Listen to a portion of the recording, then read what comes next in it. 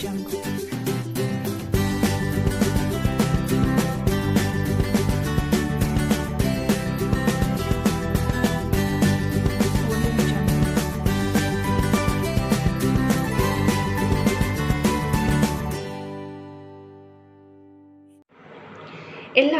കുട്ടികളുടെ ലോകം എന്ന എൻ്റെ ഈ ചാനലിലേക്ക് സ്വാഗതം.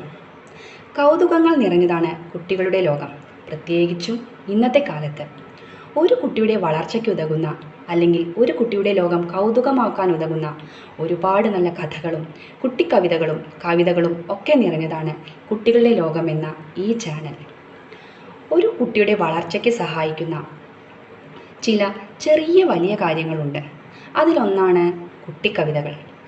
ഒരു കുട്ടിയുടെ ജനനം തൊട്ട് 4 വയസ്സാകുന്നത് വരെയുള്ള കാലഘട്ടം എന്ന് പറയുന്നത് ആ കുട്ടിയുടെ ബുദ്ധിവികാസത്തിൽ വളരെ പ്രാധാന്യമർഹിക്കുന്ന ഒരു കാലഘട്ടം കൂടിയാണ്. ഈ സമയത്ത് നമ്മൾ പറയുന്നതെന്തും അല്ലെങ്കിൽ നമ്മൾ പാട്ട് പാടുന്നതെന്തും ഓരോ അക്ഷരമായോ അല്ലെങ്കിൽ ഒരു വാക്കായോ കുട്ടിയുടെ ഉള്ളിൽ ചെന്ന് പതിക്കുന്നുണ്ട്. ഇപ്പോൾ നിങ്ങൾക്കൊരു സംശയം തോന്നിയേക്കാം, ഒരു 6 മാസം പ്രായമായ ഒരു കുട്ടിക്ക് എങ്ങനെയാണ് നമ്മൾ പാടുന്ന പാട്ട് അല്ലെങ്കിൽ അതിലെ അക്ഷരങ്ങൾ മനസ്സിലാവുന്നത് എന്ന് ഞാനൊന്ന് ചോദിച്ചോട്ടെ. 6 മാസമായ പ്രായമായൊരു കുട്ടിയെ നിങ്ങൾ വിളിക്കുമ്പോൾ അല്ലെങ്കിൽ കുട്ടിയുടെ പേര് നിങ്ങൾ വിളിക്കുമ്പോൾ ആ കുട്ടി അതിനോട് ഒരു ചിരിയുടെ രൂപത്തിലെങ്കിലും പ്രതികരിക്കുന്നുണ്ടെങ്കിൽ നിങ്ങൾ മനസ്സിലാക്കൂ, നമ്മൾ സംസാരിക്കുന്ന ഓരോ അക്ഷരവും ഓരോ വാക്കും ഓരോ വാക്യവും നമ്മളറിയാതെ അവരറിയാതെ അവരുടെ മനസ്സിൽ ചെന്ന് പതിക്കുന്നുണ്ട്. ഇതെൻ്റെ അനുഭവമാണ്. അത് നിങ്ങൾക്കും അനുഭവവേദ്യമാക്കാൻ വേണ്ടിയാണ് ഞാൻ ഈ പറയുന്നത്. ഇന്ന് നിങ്ങൾക്ക് വേണ്ടി 3 കുട്ടിക്കവിതകൾ അവതരിപ്പിക്കുന്നത് എൻ്റെ മകൾ ഭദ്രയാണ്. നമുക്ക് കേൾക്കാം. ഞാൻ ഭദ്ര. ഞാൻ യുകെജിയിലാണ് പഠിക്കുന്നത്. ഞാൻ പൂവൻകോഴിയെ കുറിച്ചുള്ള ഒരു പാട്ടാണ് പാടുന്നത്. പതിവായി നീക്കുകയും പൂവൻകോഴി പൂങ്കോഴി മുറ്റത്തങ്ങളിൽ തള്ളും പൊക്കി ചുറ്റി നടക്കും പൂങ്കോഴി എന്തൊരു ചന്തം നിന്തൊപ്പി നിനക്കെങ്ങനെ കിട്ടി ചെന്തൊപ്പി.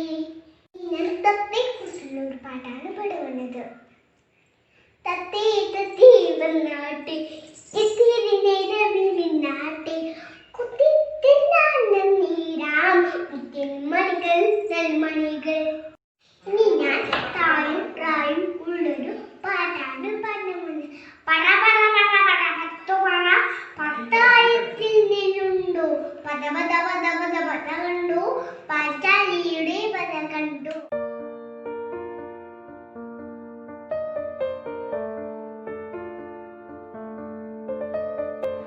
കുട്ടിക്കവിതകൾ നിങ്ങൾക്ക് എല്ലാവർക്കും ഇഷ്ടപ്പെട്ടു എന്ന് ഞാൻ പ്രതീക്ഷിക്കുന്നു. ഒരു കാര്യം കൂടി പറയാൻ ഞാൻ ആഗ്രഹിക്കുകയാണ്. ഈ കുട്ടിക്കവിതകൾ നിങ്ങൾ മൊബൈലിൽ നിന്ന് നേരിട്ട് കേൾപ്പിച്ചു കൊടുക്കാതെ ഒരു ബുക്കിലോ പേപ്പറിലോ എഴുതിയെടുത്ത് നിങ്ങൾ നിങ്ങളുടെ ശബ്ദത്തിലും ഈണത്തിലും പാടിക്കൊടുക്കുകയാണെങ്കിൽ അത് കുട്ടിയുടെ മനസ്സിനെ എളുപ്പത്തിൽ സ്വാധീനിക്കുന്നു.